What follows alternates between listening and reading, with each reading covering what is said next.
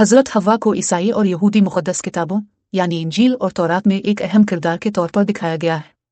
इन किताबों के मुताबिक हव्वा ने हज़रत आदम को ममनू फल खाने पर आमादा किया, जिसकी वजह से उन्हें बाग़ बहिश्त से निकाला गया। ताहम कुरान में इस वाक़ये की वज़ाहत मुख्तलिफ है। कुरान के मुताबिक शैतान ने दोनों को बहकाया और जब उन्होंने ममनू फल खाया तो उन पर अपनी शर्म ज़ाहिर हो गई। वो दरख्त के पत्तों से अपने आप को ढांपने लगे। इसके बाद दोनों ने अल्लाह से मुआफ़ी मांगी, जो उन्हें अता की गई, और फिर उन्हें ज़मीन पर रहने का हुक्म दिया गया। शायर अल्लामा इकबाल ने अपनी नज़्म में बाग़ बहिश्त का जिक्र इस जगह के लिए किया जहां आदम और हव्वा को ज़मीन पर भेजे जाने से पहले रखा गया था। उन्होंने ले हुक्म सफ़र के अल्फाज का इस्तेमाल किया जो उन्हें ज़मीन पर जाने का हुक्म देने के लिए कहा गया। कुरान की सूरत अल-अराफ और सूरत ताहा में इस दरख्त को शजर अल-खुल्द कहा गया है। ईसाई और यहूदी किताबों में भी ज़मीन पर इंसानों की आमद की बुनियाद यही वाक़या है। जदीद मुतालियात में इस वाक़ये को नए ज़ाविये से समझने की कोशिश की जा रही है ताकि हज़रत हव्वा के किरदार के बारे में बेहतर वज़ाहत की जा सके। बरतानवी राहिबा जोना साउथकूट ने कहा कि हव्वा ने इंसानों को इल्म दिया, जिसकी वजह से उन्हें बाग़ अदन से निकाला गया। इस वक्त के मजहबी ख़यालात के मुताबिक यह वाक़या दुनिया में इंसानियत की तरक्की का आगाज़ था। इंजील और तौरात के मुताबिक हव्वा ने आदम को ममनू फल खाने पर मजबूर किया, लेकिन कुरान कहता है कि शैतान ने दोनों को बहकाया।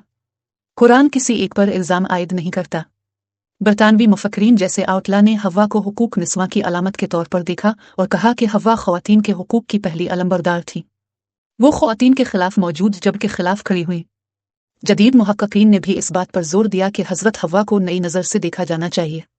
ब्राज़ील की प्रोफेसर मारिया कलारा कहती हैं कि हव्वा ज़मीन की मानिंद है जो ज़िंदगी को जन्म देती है।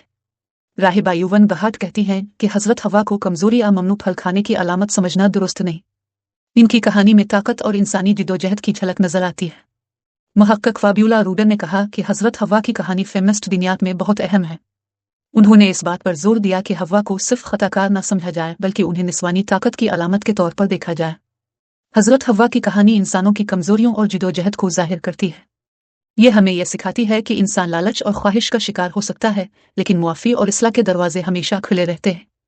कुरून वस्ता के शायर क्रिस्टीना दी पिसानो ने कहा कि हव्वा की तख्लीक इस बात का सबूत है कि औरत मर्द के बराबर है और औरत की अहमियत को कम करना खुदा की तख्लीक की तौहीन है। आखिर में मुहक्किकीन इस बात पर जोर देते हैं कि हज़रत हव्वा की कहानी को नई रोशनी में देखा जाए ताकि उनकी शख्सियत और किरदार के मुख्तलिफ पहलुओं को बेहतर तौर पर समझा जा सके।